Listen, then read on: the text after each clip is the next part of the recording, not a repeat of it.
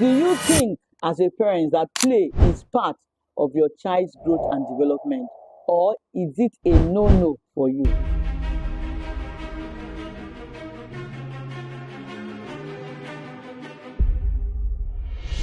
Hello, and welcome back to my channel. Again, my name is Charity. For those who joining me for the first time, I am a parent coach.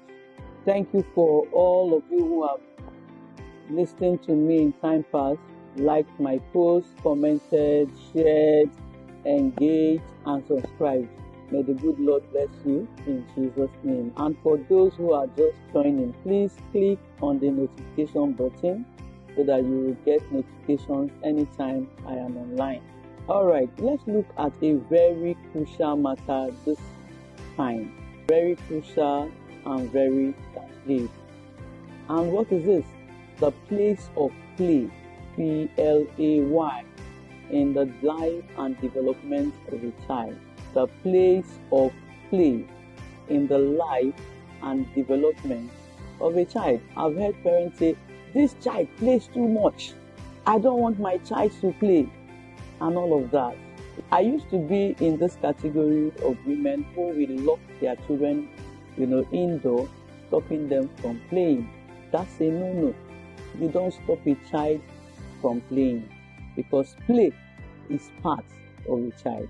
Did you hear that? Play is part of a child. So in this series, I'll walk us through what play is. I'll tell you few benefits of play. I'll tell you types of play, and then look at how play can generally help in the well-being development of a child. So let's move. What is play? When you hear the word play is something that is voluntarily. When you hear play, it is a voluntary act for a child, and it's something that they do that can help them. When a child engages in any form of activity, whether it is structured or not structured, they are play. And that's why anything for a child is play. Do you know that a child is supposed to be playing even while learning? Yes, of course, play is part of learning. Like I said, play is part of the life and development of a child. When we say children play, it means that the children are experiencing or experimenting, having fun. Children see play as fun.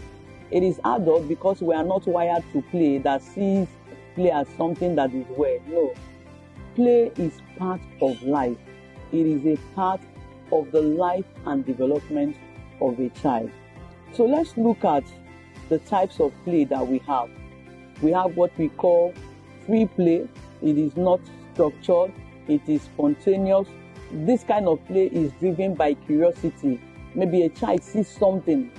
A child just saw, I can see a pot of flower before me now, and the child is going to, let me see, let me touch.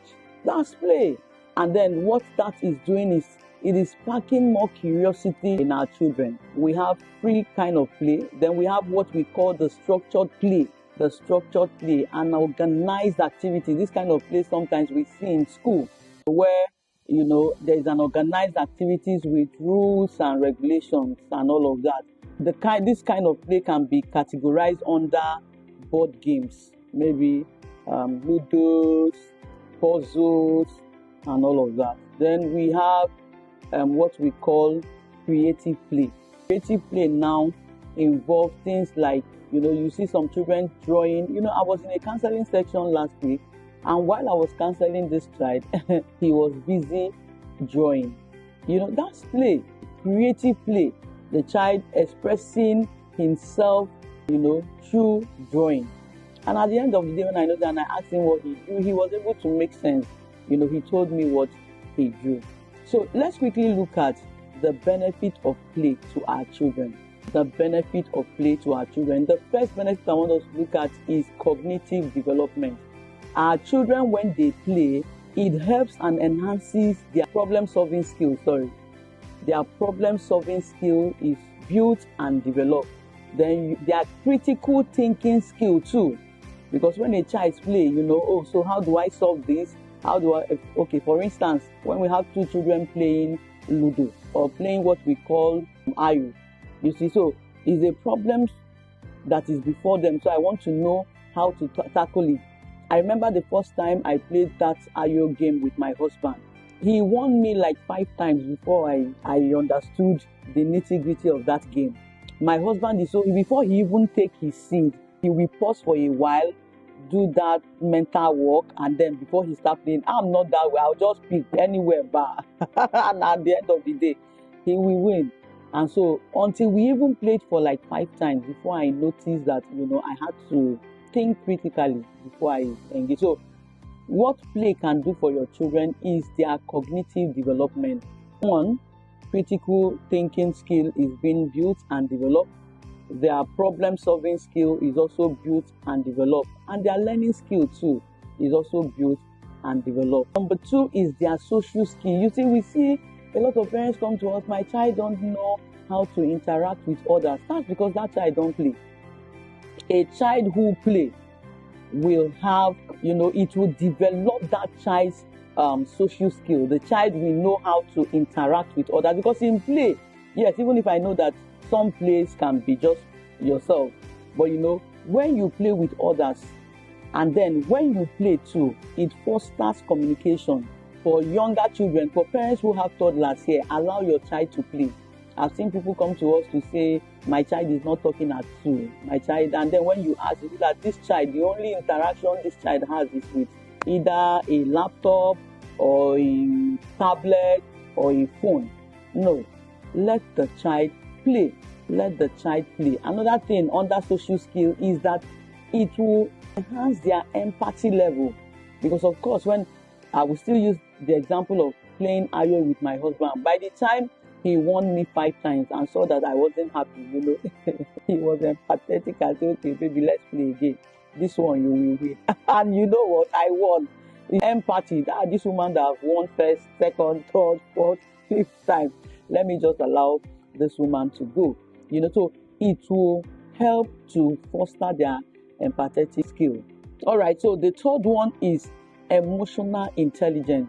Play helps to develop a child's self-awareness. The child is, getting to know himself or herself. So, for example, a child who plays through artistic work and all that, we get to a point where, okay, so I'm beginning to be aware of myself. So this is where I do better. This is what I do well. I like when I sing well. When I draw well. When I write well, and all of that. So it will help.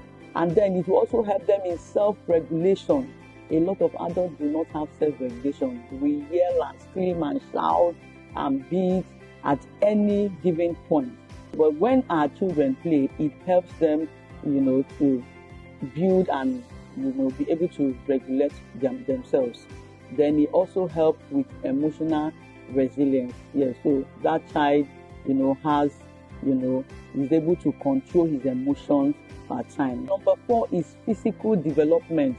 When your child play, it promotes physical activities. Yes, it's their coordinations. That's where they build their gross motor and fine motor skills. So, for example, a child who plays is doing something with his hand. So, both fine motor and gross motor activities will help them build their gross motor and fine motor skill. And finally, on the type of play, we have stress relief plays. So when you play, it provides a healthy outlet for what? For releasing stress. I was in a class recently, and the counselor shared with us how she had a research about children who are hyperactive and children who do well in academics. And then she said she did something. One of the arm of the class, she said, go on break. And the children went, came back, wrote their test. And then the other class that didn't go on break also, did their test. And she said, do you know that the ones who went on break played, according to us, we say they played away their time. Those ones did very well in the test. They did very well in the test. Why the ones that were there, just sitting, these ones are good boys and girls, they are quiet, they didn't do well. So when a child plays, it releases stress. tension is being released and all of that. So we need to begin to allow our children to do what?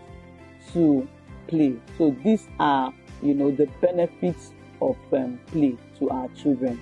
So let's look at tools for play, because sometimes you see people come to you, okay, so what do I even get for play? My child likes running around and all of that. So we could get few tools for them to play with, and that will be categorized under structured play. Remember when I mentioned types of play, I said one is free play and then we have the structured play. So if you want your child to play structurally, what you will do is you will now begin to get tools.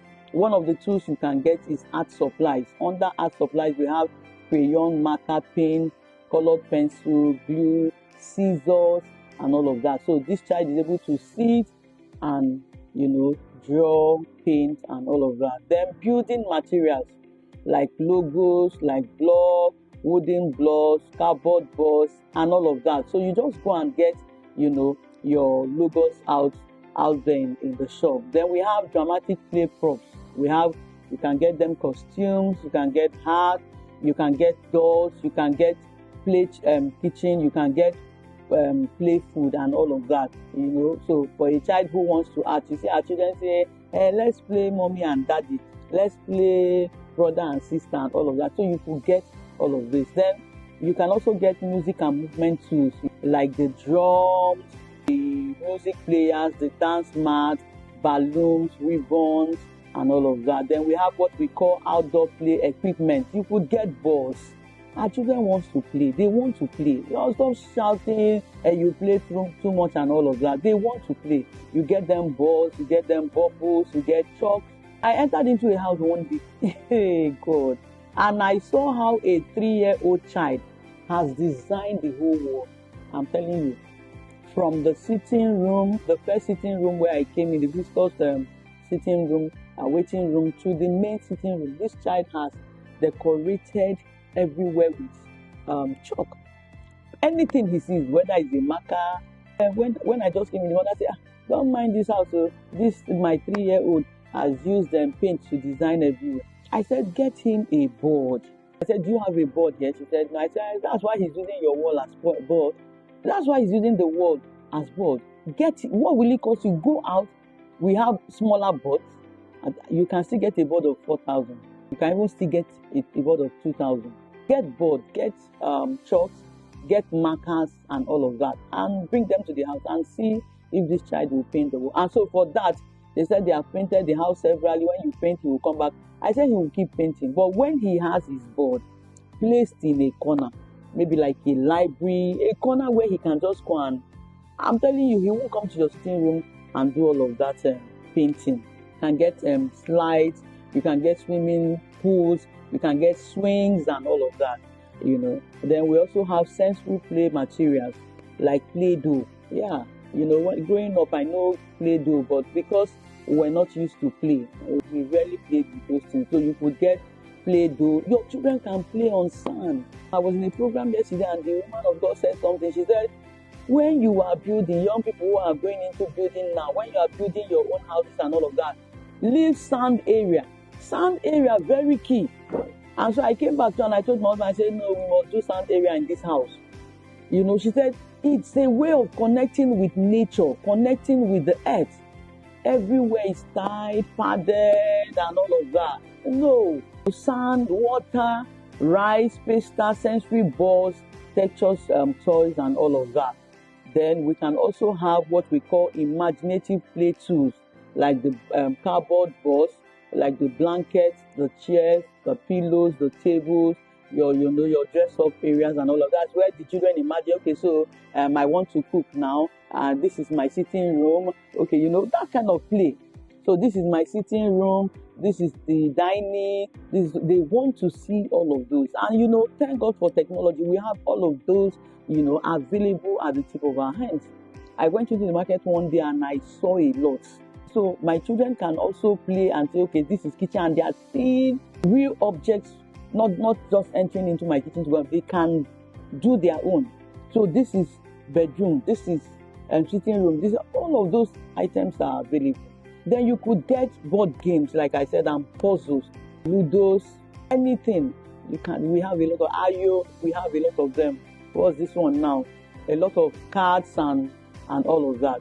Then we have digital play tools, even if I really do not support so much of, the tablets, the smartphones, the computers, and all of that. But then it's also a tool in play. Then we have nature-based play materials like leaves, rocks, flowers, seeds, feathers, and all of that. So we could get all of these materials for our children to play with. Remember, play cannot be taken away from a child. When you take play away from the child, then what you are doing is you are punishing that child. You are punishing the child, yes. So play is part of their growth and development. Don't lock up your children. Don't put them in a box. Allow your children to express themselves through play. Let them express themselves. Let your children be able to play. We have a lot of children who don't know how to play. They don't know how to relate with people. Why? Because they don't know how to play. They are not given the opportunity to play. So play is a vital tool in a child's development. I want to believe that henceforth you will allow your children play. So let me hear your view in the comment section. Do you think that we should allow our children to play, or is it a no for you? Put it on the comment section and let me also know where you are watching from. Thank you. Do not forget to subscribe, like, share, and comment on this video. See you on my next.